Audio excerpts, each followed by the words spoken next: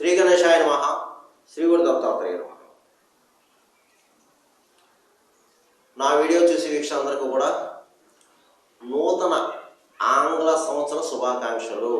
2025 2025 జనవరి మీ అందరికీ కూడా ఆ యొక్క పరమేశ్వరుడు అనువు లభిస్తుంది. ఈ సంవత్సరం అంతా కూడా మీకు మంచి జరుగుతుందమ్మా. ఇకపోతే ఈ జనవరిలో 2025 జనవరి మాసంలో కుంభరాశి ఎలా ఉందో తెలుసుకుందాం. ధనిష్ట 3-4 పాదాలు, శతవిషం 1-4 పాదాలు, పూర్వభాద్ర 1-2 పాదాలు కుంభరాశిలో వస్తాయమ్మా. అయితే ఈ రాశిలో స్త్రీలకి పురుషులకి గ్రహ సంచారం బాగుంది. గతంలో కంటే బాగుంది, పర్వాలేదు. గతంలో చాలా ఇబ్బంది పడ్డారు, ఇక్కట్లు పడ్డారు, ఎన్నో సమస్యలు ఎదుర్కొన్నారు. కానీ ఇప్పుడు అన్ని రంగాల వారికి అన్ని రకాలుగా అన్ని విధాలు యోగదాయకం ఉందని చెప్పుకోవచ్చు. పర్వాలేదు. కాకపోతే ఆరోగ్య విషయంలో జాగ్రత్తగా వహించాలమ్మా. మీరు ఈ కుంభరాశి వారు ఆరోగ్య విషయంలో కాస్త బాగోలేదు. అలాగే ప్రయాణ విషయంలో శ్రద్ధ వహించాలి కాస్త. అయితే ధన విషయంలో కూడా ధనం చేతికి అందుతుంది సమయానికి. కాకపోతే ఏంటంటే కాస్త అనవసర ఖర్చులు ఉంటాయి, అధిక ఖర్చులు అనవసర ఖర్చులు ఉంటాయి. తర్వాత శుభములకు ధన్యమయం కూడా అవ్వడానికి అవకాశం ఉంది. అయితే కొన్ని సందర్భాల్లో రుణాలు చేయవలసిన పరిస్థితి కూడా కనిపిస్తుంది. కొన్ని సందర్భాల్లో ఏదైనా సరే ఏం పర్వాలేదు. అలా పెట్టుబడి విషయంలో జాగ్రత్త. ఎవరన్నా బిజినెస్ రీత్యా పెట్టుబడి ఇన్వెస్ట్ చేసేటప్పుడు కాస్త జాగ్రత్త వహించండి. అంటే పెద్ద పెట్టుబడి పెట్టేటప్పుడు జాగ్రత్త.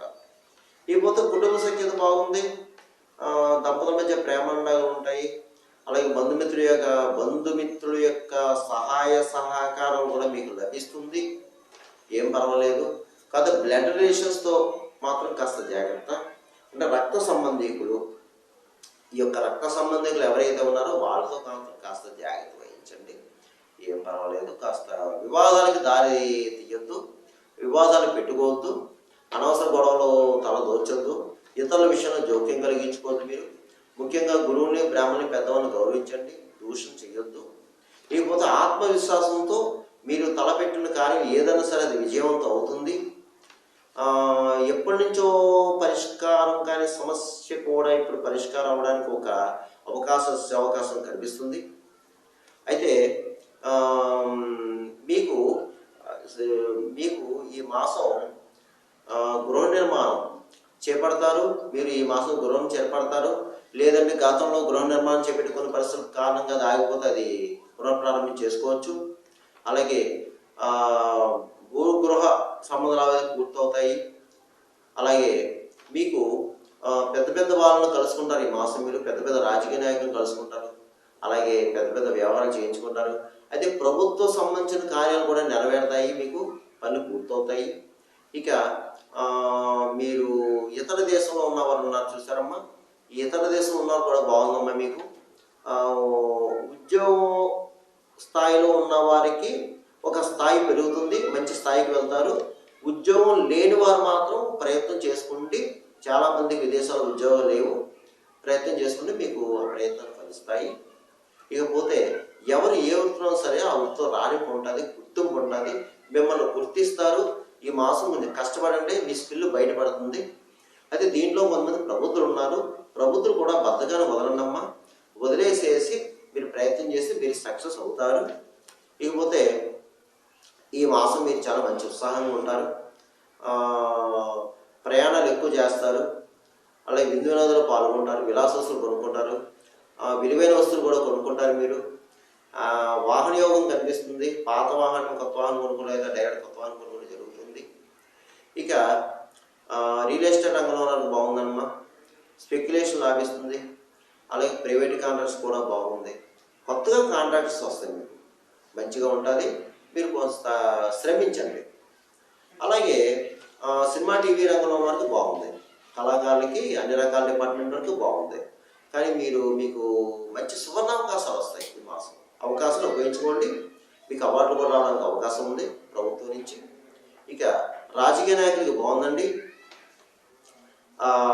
ప్రజల్లో మంచి గుర్తింపు తెచ్చుకుంటారు, ప్రజలకి మంచి సేవ చేస్తారు, ప్రజలకు కావాల్సిన పనులన్నీ చేస్తారు మీరు. అయితే ఏంటంటే మీ మీద నరఘోష నరపేయడం ఉంటుంది, శత్రువులు ఉంటారు, డబ్బులు మంచినీళ్ళలో ఖర్చు అవుతాయి, తస్మాత్ జాగ్రత్త.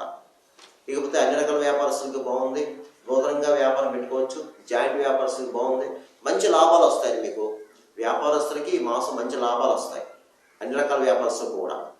అలాగే ప్రభుత్వ పరంగా ప్రైవేట్ పరంగా ఉద్యోగస్తులు కూడా బాగుందండి. ఉద్యోగ స్థానం బాగుంది. అయితే ఉద్యోగ రీత్యా స్థల మార్పు కనిపిస్తుంది కొంతమందికి. అంటే ప్రమోషన్స్తో కూడా బదిలీ రావచ్చు. అలాగే పై అధికారులతో ప్రశంసలు పొందుతారు. తోటి సహ ఉద్యోగులు కూడా మిమ్మల్ని గౌరవిస్తారు, మీ సలహా అడుగుతారు, వారికి సక్సెస్ అవుతుంది. అయితే విద్యార్థులు కూడా బాగుంది, చక్కగా చదువుతారు. చదువుపై శ్రద్ధ వహించండి ఎక్కువ. అలాగే వివాహం కానీ అబ్బాయిలు కూడా ప్రయత్నం చేసుకోండి, వివాహం మీరు సక్సెస్ అవుతారు. ఇక ముఖ్యంగా ఈ రాశివారు, ఈ కుంభరాశి వారు జనవరి మాసంలో ఎవరైనా సరే పుట్టినరోజు వేడుకలు చేసుకుంటే తప్పనిసరిగా ఆ పుట్టినరోజు నాడ మీకు దగ్గరలో ఏదో ఒక దేవాలయం వెళ్ళండి, ఏదో ఒక గుడికి వెళ్ళి అర్చన చేయించుకోండి. పువ్వులు, పళ్ళు, టెంకాయ, ఒక స్వీట్ తీసుకెళ్ళండి అమ్మా. యథాశక్తి 1 కిలో కానీ 1/2 కిలో కానీ 1/4 కిలోనే తీసుకెళ్ళండి. అక్కడ పూజ అయిన తర్వాత అర్చక స్వామివారికి యథాశక్తి దక్షిణ తాంబూలం ఇచ్చి ఆయన ఆశీస్సు తీసుకోండి. దేవాలయంలో ఇంకా పెద్ద పెద్ద గురువులు ఉంటారు, పురోహితులు ఉంటారు, వారితో ఆశీస్సు తీసుకొని అక్షంతలు వేయించుకోండి, మీకు శుభం జరుగుతుంది. అలాగే ఆ ప్రసాదాన్ని, ఆ యొక్క స్వీటిని మీ స్వహస్తాలతో అందరికీ పంచండి, ఆ దేవాలయమైన భక్తులకు పంచండి. దానివల్ల మీకు శుభం జరుగుతుంది. ఇలా చేయడం వల్ల ఈ సంవత్సరం, ఈ 2025 అంతా యోగిస్తుంది. ఎన్ని దోషాలు ఉన్నా కూడా దోషాలు హరింపబడతాయి, మీకు శుభకార్యాలు జరుగుతాయి, మీ సంకల్పం నెరవేరుతుంది. ఇలా చేయండి అమ్మా. ఇకపోతే నేను చెప్పిన ఈ రాశి వల్ల గోచర ఫలితాలు కేవలం 40% వర్తిస్తుంది, మిగతా 60% కూడా మీ జన్మ జాతకం మీద ఆధారపడుతుందమ్మా. జన్మ జాతకం, లగ్నంతో ఉన్న గ్రహాల యొక్క పరిస్థితి, జరిగే దశ అంత దశ. ఎందుకంటే నేను చెప్పిన అందరికీ జరగాలని రూల్ లేదు, జరగకూడదని రూల్ లేదు. అది మాత్రం గుర్తుపెట్టుకోండి అందరూ కూడా. ఎందుకంటే చాలామంది కాల్ చేస్తారు, గురుగారు మీరు చెప్పిన జరిగిన, కొంతమంది జరగలేదు, కొంతమంది కాల్ చేస్తారు. దయచేసి నేను ప్రతి వీడియోలో చెప్తున్నాను, గమనించండి. కింద నెంబర్ ఉంది, కాల్ చేయండి. నాకే కాల్ చేయాలని కూడా నేను చెప్పను, మీ ఇష్టం. మీరు ఎవరికి కాల్ చేసినా చెయ్యండి, పరిహారం చేసుకోండి. ఇకపోతే మీరు చేయవలసింది, ఈ కుంభరాశి వారు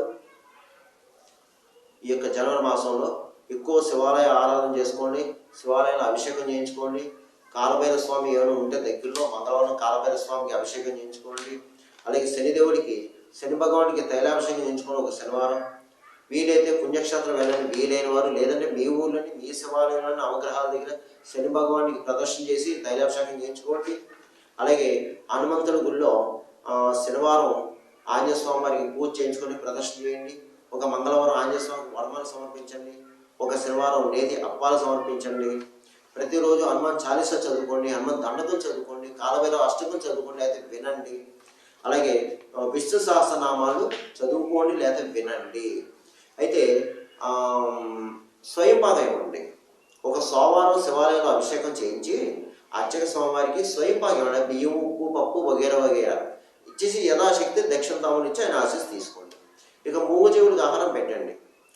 గోవుకి పచ్చగడ్డ వేయండి, కుక్కలకి బిస్కెట్లు బ్రెడ్ వేయండి, పావురాలకి జొన్న వేయండి, పిచ్చుకలకు ధాన్యం వేయండి. అలాగే మీకు ఎప్పుడైనా సరే భిక్షగాళ్ళు, ఫిజికల్ హ్యాండిక్రాఫ్ట్స్, అలాగే బ్లైండ్ పర్సన్స్ అనే గుడ్డివారు కనిపిస్తే తప్పనిసరి వాళ్ళకి ఒక పండు ఫలం ఇవ్వండి. ఒకవేళ మధ్యాహ్నం వేళ అయితే ఒక పెరుగన్నం ప్యాకెట్ లేదా అన్నం ప్యాకెట్ కూడా ఇవ్వండి అమ్మ. అలాగే ఎంతో కొంత చేతులు పెట్టండి. దీనివల్ల మీకు కర్మదోషాలు తగ్గుతాయి.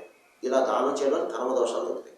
వీలైతే ఒకసారి ఇంట్లో కానీ దేవాలయంలో కానీ సత్యనారాయణ స్వామి వ్రతం చేయించుకోండి, మీ అవకాశంలో. ఇలా చేయడం వల్ల మీకు కుంభరాశి వారికి అందరికీ మేలు జరుగుతుంది. సర్వేజన సుఖలో భవతు, శుభం భవతు, స్వస్తి.